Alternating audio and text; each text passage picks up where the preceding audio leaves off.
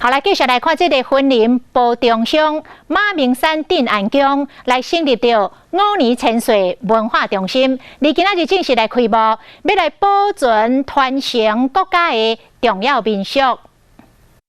埔中乡马明山镇安宫除了是地方的信用中心，嘛是台湾少数有2项民俗文化资产的庙宇，亲像元宵、祈安绕境和食饭担等等。 有传承和推广民俗文化理念，并成立5年千岁文化中心，在今仔日正式开幕。所有的乡亲好朋友都能够来到我们云林县宝中乡我们马明山的镇安宫，不止来拜拜哈，那祈求5年千岁能够庇佑大家，那同时也可以来见证这个非常重要的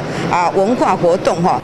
其实，在台湾中南部拢有5年千岁文化。 即马成功成立文化中心，相信未来嘛会使当作是云林县民俗文化推广的火车头。学者专家哦，那很多的大学都来这里做研究，深入的探讨，让我们宗教文化能够继续保存、传承、发扬光大。 期待透过5年千岁文化中心的成立，未来会当系统性推动相关的工作，为推广5年千岁文化来打拼。